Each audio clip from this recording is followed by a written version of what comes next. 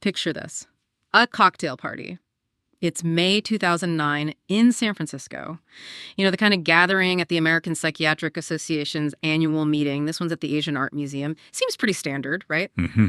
But it turned out to be this flashpoint, really, for a massive question that touches all of us. What actually is normal? Yeah, and that's the question Dr. Alan Francis found himself right in the middle of. He's the psychiatrist who, led the huge effort for the DSM-IV. Right, the DSM, the Diagnostic and Statistical Manual, kind of the guidebook for psychiatric diagnoses. Exactly. The Bible, as some call it. Yeah. And Dr. Francis, well, he details his sort of insider's revolt against what he saw happening with the next version, the DSM-5. Yeah. He felt psychiatric diagnosis was expanding way too much, getting out of control. His book, Saving Normal, really lays it all out. And that's our focus today. We're going deep into Dr. Francis's perspective, his arguments about how those lines, between just everyday human struggles and actual mental illness started to get blurred, at least in his view. We're going to stick right to his ideas, present them as clearly as we can so you can, make up your own mind about it all. Okay, so before this party in May 2009, where was Dr. Francis? Well, he mostly stepped back. He actually calls himself a psychiatry dropout around then. Really? After leading DSM-IV? Yeah, he was seriously enjoying life as a beach bum, he says. His career leading DSM-IV and chairing Duke's psychiatry department, that was incredibly intense, always chasing the clock. I can imagine.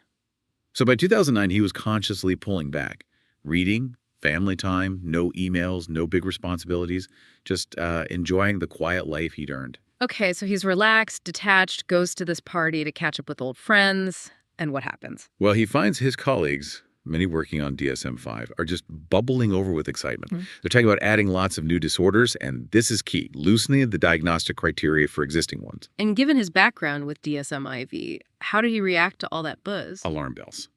Immediately. He'd spent 2 decades on DSM revisions, 3Es, IRF. He knew the dangers, the pitfalls involved. Right. He felt his friends were completely overvaluing hoped-for benefits and totally blind to the downsides. He remembered his own DSM-IV start back in '87. What was that like? He said there was this initial, exhilarating sense of power, thinking about all the changes he could make, raising diagnostic bars, maybe collapsing categories, fixing things. But that didn't last. No, the reality check came fast. He realized changes had to be science-driven and evidence-based. You needed strong checks and balances. Meaning deep dives into the literature, data reanalysis, field trials, a whole painstaking process. And actually, most of the proposed changes for DSM-IV got scrapped precisely because the science wasn't compelling enough. So he knew from experience how careful you had to be. Exactly. And he knew DSM-IV itself, even with all that caution, had become too powerful. It influenced insurance, courts, schools, everything. Even small changes could have, as he put it, a disastrous impact. Which brings us to his fears about DSM-5. What were the really big errors he was worried about? Diagnostic inflation. He literally pictured tens of millions of new patients getting swept up in what he called an excessively wide diagnostic net. Tens of millions, wow. Yeah, and his immediate worry was that these newly labeled people would then be exposed to unnecessary medicine with possibly dangerous side effects. That's a heavy thought. And did he see a role for the pharmaceutical industry in this? Oh, definitely. He imagined the drug companies licking their chops, seeing all these inviting new targets for their well-practiced disease-mongering. Disease-mongering, you mean like broadening definitions to sell more drugs? Precisely. And he wasn't just guessing. He pointed to what he called false epidemics that had already happened despite the caution of DSM-IV. Like what? Things like the huge unanticipated increases in autism diagnoses, attention deficit disorder, and especially childhood bipolar disorder. He saw it as rampant diagnostic inflation already underway. So more diagnoses, more medication. He paints a pretty stark picture. He does. He calls it a society of pill poppers. And the stats he cites are, well, they're pretty startling. 1 in 5 U.S. adults using at least one psychiatric drug. 1 in 5. In 2010, 11% of all adults on an antidepressant. Nearly 4% of kids on stimulants, 4% of teens on antidepressants. A quarter of nursing home residents given antipsychotics. It's a lot. Okay, but let me push back a bit. Couldn't you argue this just means we're identifying problems better? Yeah. Maybe this is progress. Or is he saying something else is going on? He's definitely saying something else is going on. He sees it as deeply concerning. Look at Canada, 2005, 2009. Psychostimulant use up 36%. SSRIs up 44%. And then there's prescription drug addiction, 6% of people. More ER visits and deaths from legal prescription drugs than illegal street drugs now. That's shocking. And maybe the most jarring stat he mentions, an 8-fold increase in psych prescriptions for active duty U.S. troops since 2005. 110,000 soldiers on at least one psychotropic drug, leading to hundreds of accidental overdose deaths yearly. Good grief. So Francis is really asking, have we accidentally created a system that rewards treating normal life variations instead of focusing on severe illness? Is the net cast too wide? And the financial side, you can't ignore that. You mentioned the drug companies. Oh, it's huge. In 2011, psychiatric meds were massive earners. Over $18 billion for antipsychotics, $11 billion for antidepressants, nearly $8 billion for ADHD drugs. Billion with a B. And the growth was staggering. Antipsychotic spending tripled between 1988 and 2008. Antidepressant use nearly quadrupled in that same period. But who's writing all these prescriptions? Is it specialists? Well, that's a huge part of the problem, according to Francis. He says 80% are written by primary care physicians. Family doctors. Yeah. Often with very little specialized psychiatric training, they're under pressure from drug reps, patients who've seen ads, and they're doing it in these incredibly rushed 7-minute appointments. 7 minutes? You can't diagnose much complex in 7 minutes. Right. And this leads to what he sees as a terrible misallocation. Too much treatment for the normal worried well, who might even be harmed by it, and too little for the truly sick. Like people with severe depression or schizophrenia. Exactly. He points out 2/3 with severe depression go untreated. Many with schizophrenia end up in prisons, not hospitals. His line is stark. Normal badly needs saving. Sick people desperately require treatment. This connects directly to a specific conversation he had at that party, right? The one about psychosis risk syndrome. Yes, that was a key moment for him. He's talking to an old friend, someone he deeply respected, a man of wisdom, experience, and integrity, totally dedicated to fighting schizophrenia. Okay. And this friend is absolutely convinced DSM-5 can be a game changer by adding psychosis risk syndrome. What was the idea behind that? The goal was noble, absolutely. Identify kids early who might develop schizophrenia later and intervene preventatively. An ounce of early prevention to avoid a pound of later cure. The logic being once the brain gets sick, it's harder to fix. Sounds reasonable on the surface. So why was Francis so against it? He laid out 5 big problems, compelling strikes against it, he called them. First, mislabeling. Most kids diagnosed with this wouldn't actually become psychotic. The false positive rate was huge, maybe 70–80%. So you'd be telling lots of kids and families they're at risk when they're really not. Exactly. Second strike, there was no proven way to prevent psychosis anyway, even for the kids genuinely at high risk. So you identify them, but then what? Right. Third strike, the collateral damage. These kids would likely get unnecessary antipsychotic drugs. Which have serious side effects. Huge ones. Obesity, diabetes risk, heart problems, possibly even a shorter life expectancy. All for maybe no benefit. That's terrifying. What were the other 2 strikes? Strike 4 was the stigma and worry. Imagine being told you or your child might develop psychosis, that it's just around the corner. Even if untrue, the anxiety alone is damaging. Yeah. And strike 5 was maybe the most fundamental point. Since when is having a risk the same as having a disease? That's the core distinction again. Yes. This example just perfectly captured his fear. Good intentions paving the way to potentially harming healthy people by blurring that line between being at risk and actually being ill. And did his friend listen? No. Despite Francis's arguments, his friend was convinced. Psychosis risk was often running, Francis recalled, and he foresaw a nightmare of disastrous unintended consequences. So this wasn't just theoretical for Francis. He saw the potential real-world harm, and then it got personal, didn't it, at that same party? It really did. As he mingled, chatting with other friends working on various DSM-5 sections, he had this startling realization.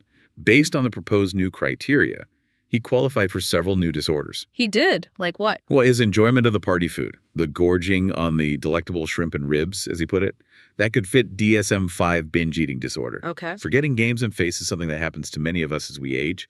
That lined up with DSM-5 minor neurocognitive disorder. Keep going. His everyday worries and sadness.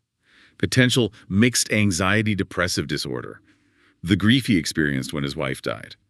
Under the proposed changes removing the bereavement exclusion, that could be diagnosed as major depressive disorder. Even grief. Even grief after a relatively short period, and his own self-described, well-known hyperactivity and distractibility, textbook apparently, for adult attention deficit disorder. But wait, In just one evening of chatting at a party. Within an hour, he calculated, he'd personally racked up 5 potential new DSM diagnoses. That's incredible and kind of darkly funny. It didn't stop there. He realized his 6-year-old twin grandsons, their normal kid, temper tantrums.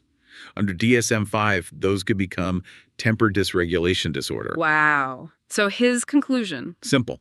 Clearly, DSM-5 would make a mess. Yeah. It wasn't abstract anymore. He could see how easily normal life could be pathologized. So what did he do? He must have felt compelled to speak out. Well, his first instinct was reluctance.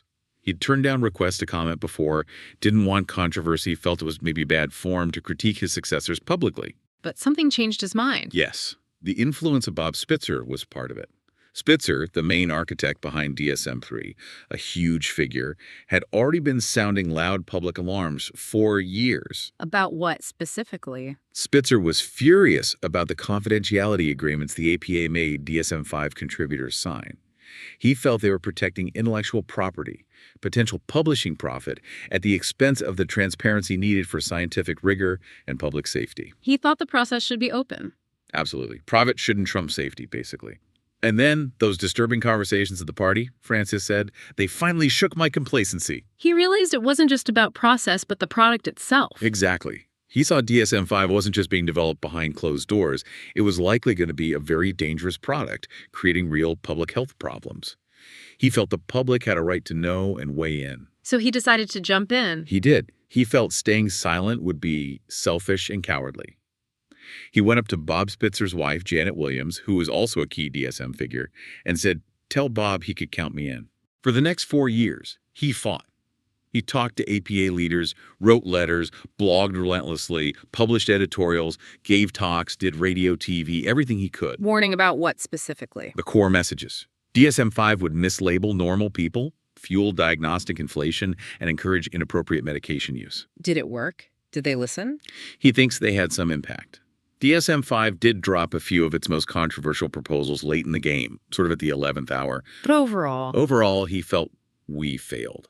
He believes DSM-5 still pushes diagnosis in the wrong direction, sets the stage for new false epidemics, and promotes even more medication misuse. And his book, Saving Normal, that was his response. Yes, his attempt to explain what went wrong from his insider perspective and to offer, as he says, a practical roadmap back to a safe and sane psychiatry. A key part of that is understanding normal itself.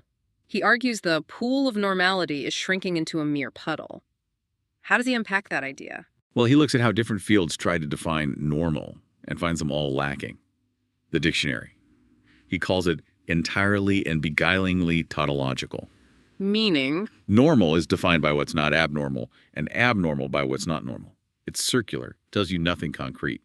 No meaningful definitional line, he says, like saying up is not down. True, but not helpful. Okay, dictionary's out. What about philosophy?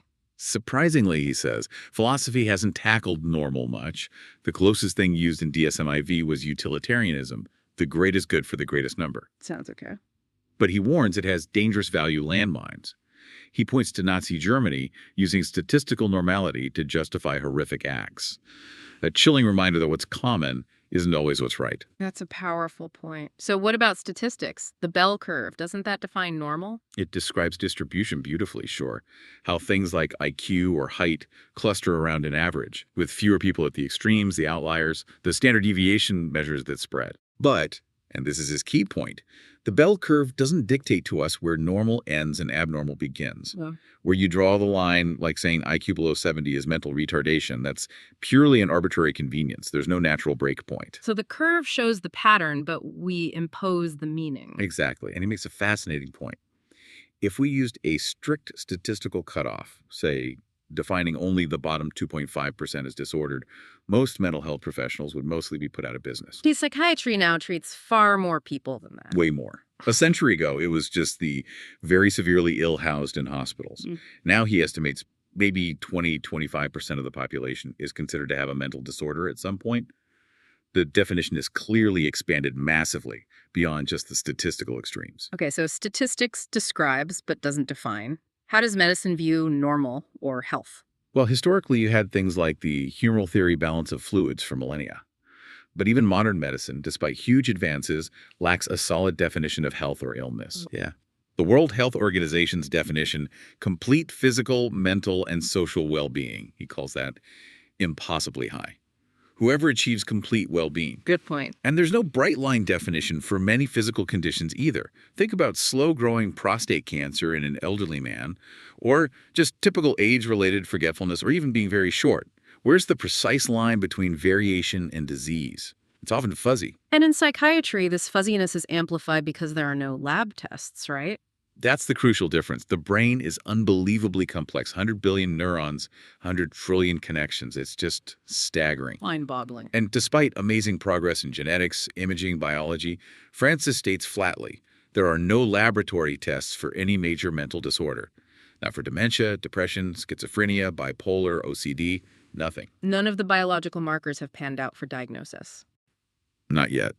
He says the research has yielded no grand slams, just plenty of strikeouts and at best the occasional single. Often, breakthroughs just reveal more complexity, more variations within categories. Alzheimer's tests might be the first, he thinks, maybe in a few years. So without objective tests, all psychiatric diagnoses rely on subjective judgments. Yeah. And those judgments are inherently fallible and prey to capricious change depending on shifting definitions like those in the DSM. What about psychological tests? Do they help define normal? They also tend to follow the bell curve, he says. They can predict likelihoods, like risk for certain problems, but again, they don't tell us where to set the cutoffs for what is normal. The cutoffs are still arbitrary, chosen based on context or purpose. And looking wider, sociology, anthropology, do they offer a universal normal? Nope. He argues human customs around the world vary too dramatically. Think about attitudes to cannibalism, marriage age, how much women are seen in public, huge variations. So what's normal in one culture is totally abnormal in another. Exactly. Even things societies prohibit, like crime or suicide, occur at statistically normal rates. So he concludes, from a sociological view, normal is a sociological will-o'-the-wisp, elusive. Okay, one more perspective. Freud. What was his take on normality? Freud. He was fascinated by the underlying similarities between dreams, myths, art, and neurotic or psychotic symptoms. He stressed the power of the unconscious, our inborn instincts. And for Freud, was anyone truly normal? Basically, no. For Freud, no one is ever completely normal. Everyone's neurotic to some degree. The goal of therapy wasn't achieving normality, but turning neurotic misery into everyday human unhappiness. So managing, not curing, to some ideal state. Pretty much. And crucially, Freud offered no clear cutoff marker for when treatment should start or end. It was all a spectrum. So after looking at all these fields, normal and mental disorders seem incredibly slippery. Francis calls them extremely protein concepts. Yes, meaning liquid, elusive, indefinite, immutable. Like trying to grab hold of jelly. Hard to pin down, hard to draw firm boundaries around. He even critiques the common ways we try to define mental disorder, like using distress or disability. Yeah, he says those lists of Ds, distress, disability, dysfunction, discontrol, disadvantage, it's more alliteration than it works as an operational guide. How much distress? How much disability? It's vague. He's looked at dozens of definitions, even wrote one for DSM-IV. And finds none of them the slightest bit helpful in actually deciding which conditions should be disorders or who counts as sick versus who's just different or struggling. So if definitions fail, what is a mental disorder then, practically speaking? He lands on a somewhat cynical, practical definition. Mental disorder is that which clinicians treat, researchers research, educators teach, and insurance companies pay for. That's blunt. It is. But he says it highlights how the definition is elastic, tautological, and potentially self-serving. It can expand based on professional or commercial interests. To make sense of these different views, he uses that baseball umpire analogy, right? Yes, it's a great way to frame it. 3 umpires, 3 views on mental disorders. Okay, lay them out for us. Umpire 1. Umpire 1 says, there are balls and there are strikes, and I call them as they are. This is the biological psychiatrist, the realist. They believe mental disorders are real, distinct diseases out there in nature, waiting to be discovered by science, like finding a new bacteria. But Francis thinks that view is fading. Yeah, he says that optimism is now rapidly fading away. Billions in research haven't uncovered these discrete diseases with single causes. Mental disorders seem much more complex, more heterogeneous. So for now, Umpire 1 has been called out on strikes. Okay, Umpire 3, the opposite extreme. Umpire 3 says, there are no balls and there are no strikes until I call them. This is the constructivist or maybe the critic like Thomas says. They see mental disorders as essentially fanciful myths, social constructs used to control people or limit freedom. Does Francis agree with that? That it's all just a myth? No, he thinks umpire 3 far overstates his case. He uses schizophrenia as an example. It's a profound and prolonged disease, devastatingly real enough for sufferers and families. It has patterns, runs in families, has brain correlates, responds to treatment. So not just a myth. Right. He acknowledges psychiatry can be misused, but argues the core disorders aren't just made up. Which leaves umpire 2. This must be Francis's view. Yes. Umpire 2 says, there are balls and there are strikes, and I call them as I see them. This is the pragmatist. Meaning they accept reality's complex, protein, hard to grasp perfectly. Our concepts, our diagnoses are imperfect but indispensable ways to organize the world. So mental disorders aren't quite real diseases like umpire 1 thinks. Correct. But they're also not dangerous myths like umpire 3 fears. They are. Useful constructs. That's his term. Concepts we create based on observation and clinical experience because they help us understand, communicate, research, and crucially treat suffering. It's based on utilitarian pragmatism, what works best to help people. That seems like a balanced middle ground perspective. It tries to be. It acknowledges the limitations of our knowledge, but affirms the value of psychiatric concepts when used carefully. So bringing it all together, what's the ultimate message from Dr. Francis? What's the true purpose of psychiatry in his view? He's very clear that psychiatry, when done well, is absolutely noble and essential. It's effective. It helps people enormously. Being a caregiver is a special privilege. They cure many, help most, and provide compassion and advice for all. He's not attacking the core profession. There's a big but. A big but. Mm-hmm. Psychiatry must stay within its proper competence. It needs to focus its energy on helping people who really need and can most benefit from our efforts. Not making patients of basically normal people who are just struggling with life's inevitable difficulties, especially while the really sick are often neglected or undertreated. And he sees the current danger clearly. Yes. He explicitly warns that the massive overuse of psychotropic drugs in our country presents a much greater and more immediate danger than people misunderstanding his critique of the DSM. So his book isn't meant to scare people away from necessary treatment. Absolutely not. He says it has a dual purpose. To alert people who don't need treatment to avoid it, yes. But just as importantly, to encourage those who do need treatment to seek it out and to stick with it. So it's a critique of the excesses, not the core mission. Precisely. His criticism is directed only against the excesses of psychiatry, not his heart or soul. And his final thought really ties it together. Yes. Saving normal and saving psychiatry are really two sides of the very same coin.